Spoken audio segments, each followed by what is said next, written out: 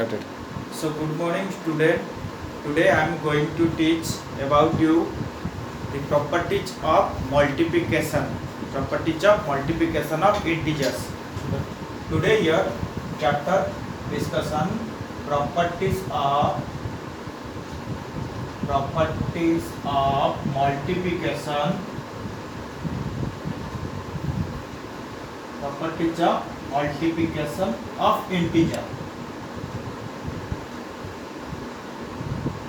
तो हम लोग अभी डिस्कशन करेंगे properties of multiplication of integer. तो properties of multiplication of integer discussion करने से पहले मैं आप लोगों को क्या क्या प्रॉपर्टी है सीरियली लिखते जा रहा हूँ। First property closure property. First one is closure property. Second one is commutative law of multiplication. Commutative law of multiplication.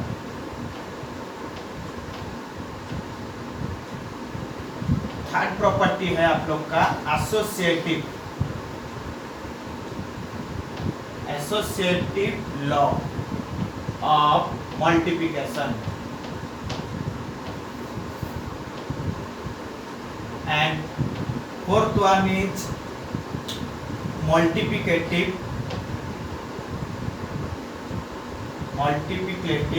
identity inverse।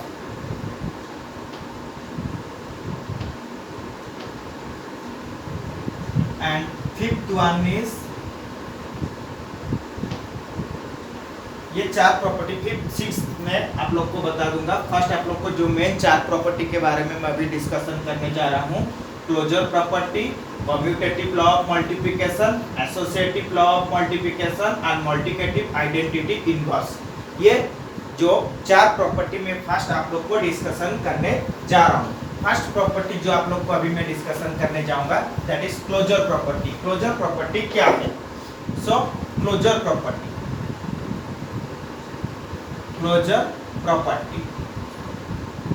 Property में क्या बोला कि when multiplied with two integers their value also a integer। when multiply two integers their product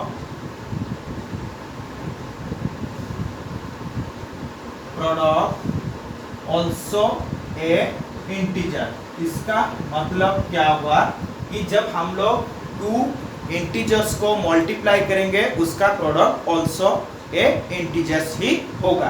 for example मैं आप लोग को बता देता हूँ -2 and 3। यहाँ पे मैं आप लोग जो देख रहे हैं -2 and 3 ये दो ठो इंटीजर्स में है। ये नेगेटिव इंटीजर्स है और ये पॉजिटिव इंटीजर्स है। अब हम दोनों को आज पर रूल मल्टीप्लाई करेंगे। -2 into 3 3 2 जा 6 माइनस प्लस माइनस। सो आप लोग देख रहे हैं कि जब हम लोग टू इंटीजर्स को मल्टीप्लाई किए उसका प्रोडक्ट एक इंटीजर्स में ही आया। जैसे आप लोग का यहाँ पे -2 और 3 दो इंटीजर्स है, एक तो नेगेटिव इंटीजर्स है और एक तो पॉजिटिव इंटीजर्स है। दोनों को जब हम लोग मल्टीप्लाई किए उसका product -6 also included in integers, ये नेगेटिव इंटीजर्स में भी आया। और उसका वैल्यू यदि हम लोग टू पॉजिटिव इंटीजर्स को मल्टीप्लाई करेंगे, suppose 4 and 3 two positive integers है, ये दोनों को जब हम लोग मल्टीप्लाई करेंगे 4 into 3 उसका वैल्यू आएगा 12। तो यहाँ पे देख रहे हैं उसका भी वैल्यू आ रहा है 12। ये also that is positive integers में इंक्लूड हो रहा है। दैट इज आप लोग का क्लोजर प्रॉपर्टी है। नेक्स्ट पार्ट इज आप लोग का कम्यूटेटिव लॉ। अब आएगा आप लोग का सेकंड कम्यूटेटिव लॉ। अब हम लोग डिस्कशन करेंगे कम्यूटेटिव लॉ। कम्यूटेटिव लॉ क्या बोला? when two integers are multiplied at any order their product always equal। ये है उसका rule. when two integer are multiplied their product always they are multiplied at any order। multiplied at any order, their product always equal.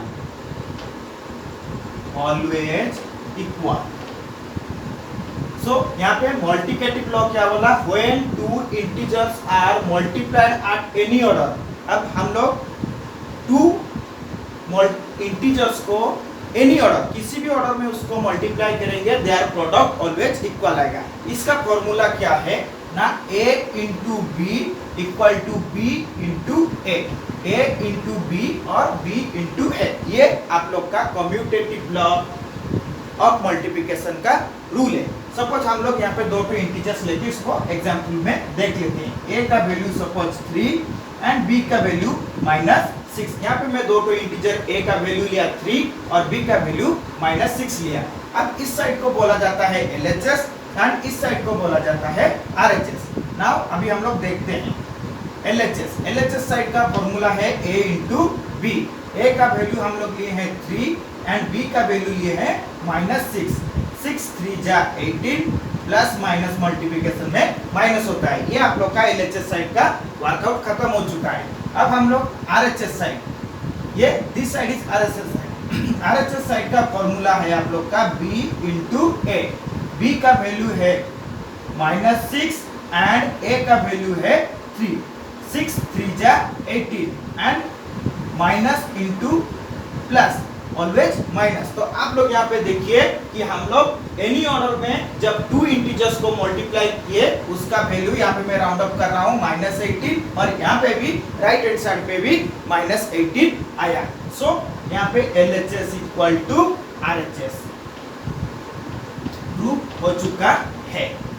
Then ये गया आप लोग का commutative law. फिर आएगा आप लोग का थर्ड लॉ जो मैं बोला था, एसोसिएटिव लॉ.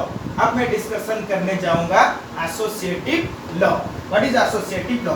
एसोसिएटिव लॉ में आप लोग का रहेगा 3 integers. When 3 integers are multiplied at any order, their product always equal. अब मैं डिस्कशन करूंगा एसोसिएटिव लॉ. एसोसिएटिव लॉ क्या बोला, when 3 integers are multiplied at any order, their product always equal.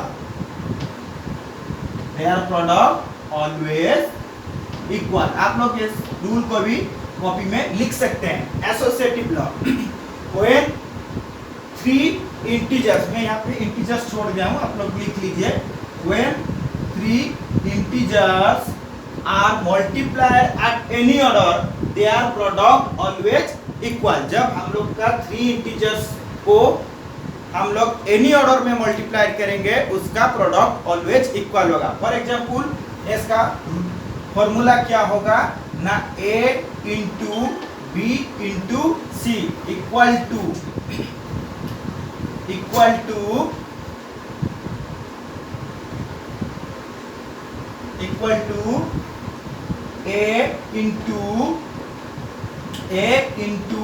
B into c. यह है उसका formula.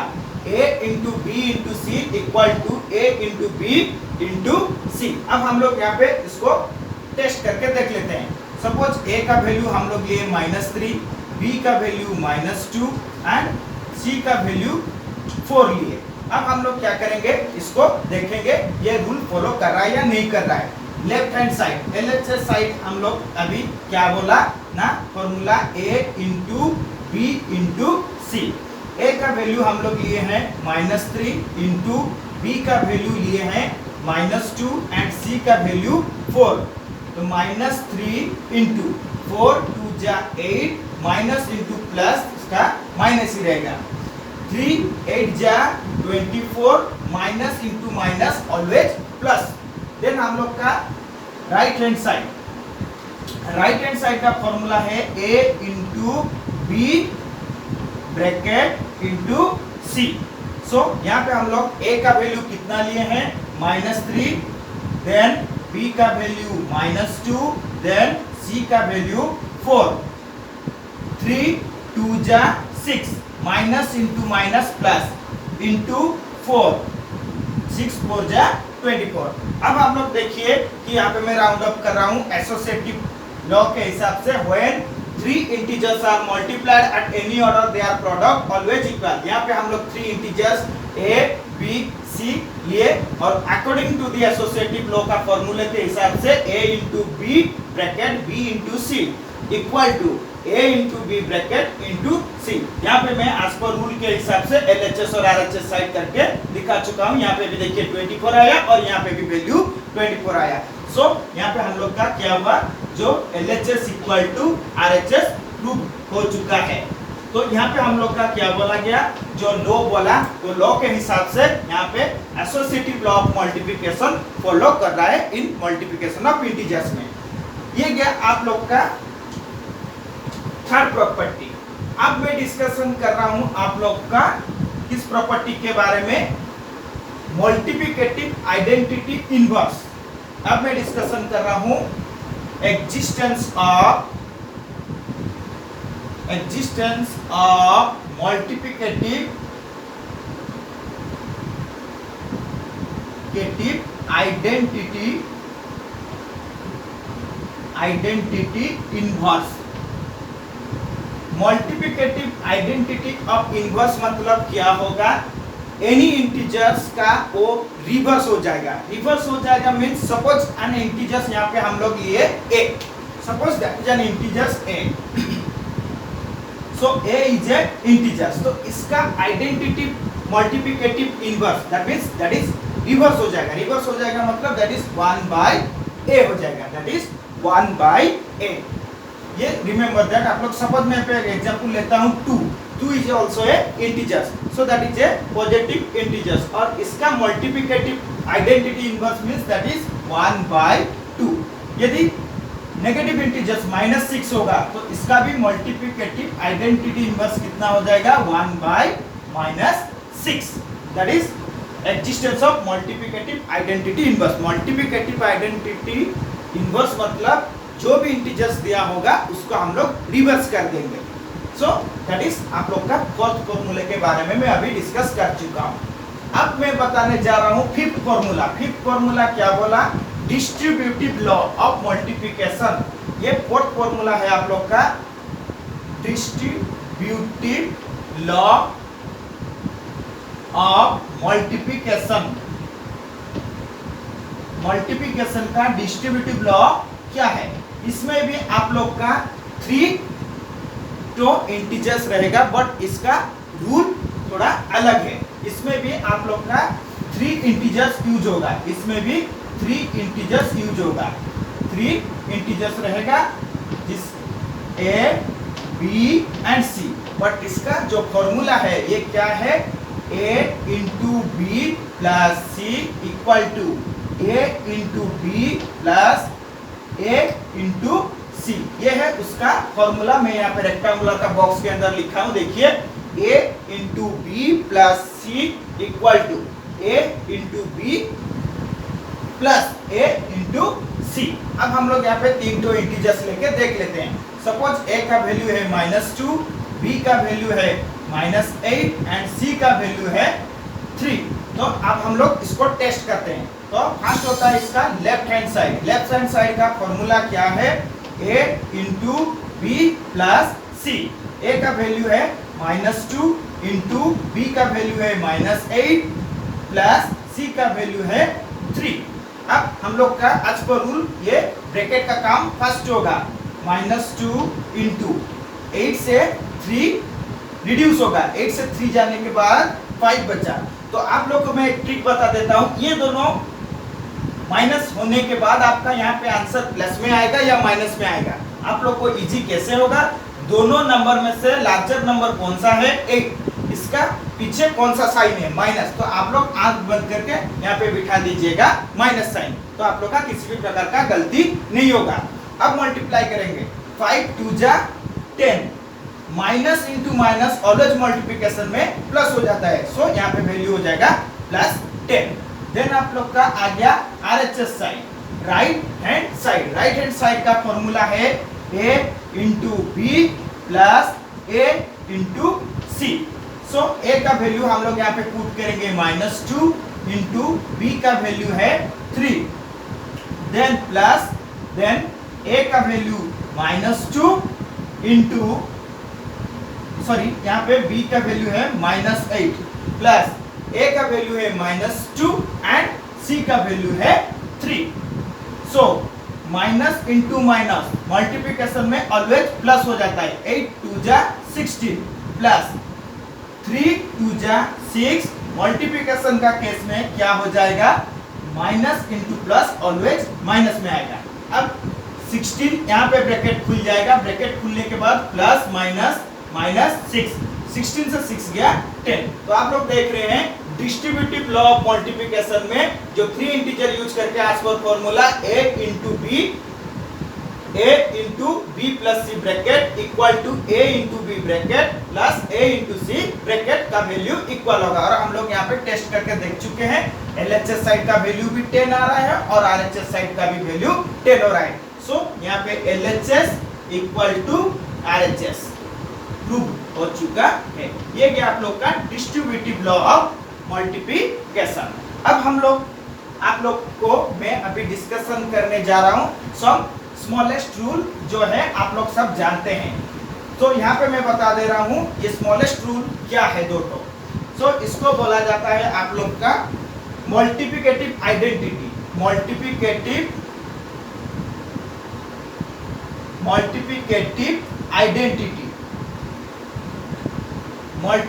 Identity means क्या होगा, any integers are multiply with 1 that is multiplicative identity. That means क्या होगा ना, सपोज है इंटीजर्स का a है, इसको हम लोग 1 के साथ मल्टीप्लाई करें तो उसका वैल्यू क्या आएगा, वही इंटीजर्स इटसेल्फ ही आएगा। तो सपोज a into a, तो a is a integers and multiply with 1, so the value is the integers itself। तो यहाँ पे मल्टीप्लिकेटिव आइडेंटिटी कौन हुआ, 1। इस 1 को हम लोग बोलेंगे मल्टीप्लिकेटिव आइडेंटिटी। सो यहाँ पे मैं सिंपली बता देता हूँ आप लोग को, एनी इंटीजर्स चाहे वो पॉजिटिव में हो चाहे वो नेगेटिव में है, उसको जब हम 1 के साथ मल्टीप्लाई करेंगे वही इंटीजर्स ही आएगा। फॉर एग्जाम्पल -3 इंटू 1 तो उसका वैल्यू कितना आएगा, -3। तो यहाँ पे मल्टीप्लिकेटिव आइडेंटिटी कितना हुआ ना, 1। इस 1 को हम लोग बोलेंगे मल्टीप्लिकेटिव आइडेंटिटी। सो ये गया आप लोग का एक प्रॉपर्टी। उसी हिसाब से यदि आप लोग एनी इंटीजर्स को मल्टीप्लाई करेंगे 0 के साथ, उसका वैल्यू ऑल्सो 0 ही आएगा, चाहे वो नेगेटिव इंटीजर्स हो चाहे वो पॉजिटिव इंटीजर्स हो। Any integers are when multiplied with 0 their value always 0। So अब मैं आप लोग को मल्टीप्लिकेशन का कुछ शॉर्ट ट्रिक बता देता हूं जो आप लोग ध्यान से देख लीजिए। जब आप लोग मल्टीप्लाई करेंगे उस समय आप लोग को ध्यान देना है कि कहाँ पे माइनस साइन बिठेगा, कहाँ पे प्लस साइन बिठेगा। इस चीज में आप लोग का बहुत गलती होता है कि हम लोग यहाँ पे मल्टीप्लाई के बाद माइनस कहाँ पे बिठाएंगे और प्लस कहाँ पे बिठाएंगे। एक चीज मैं बता रहा हूँ, जब आप लोग मल्टीप्लाई करेंगे number of times of multiplication